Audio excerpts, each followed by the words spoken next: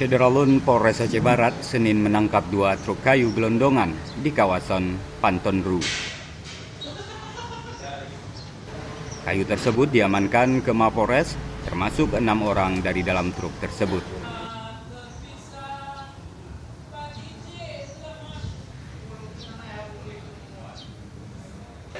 Sebaliknya, pemilik kayu sejauh ini belum dapat menunjukkan dokumen resmi.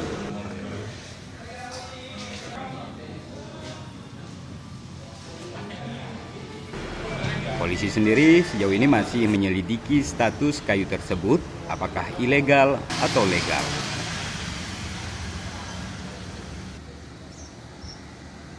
Dari Melabuh, Ridwan, Serambi On TV.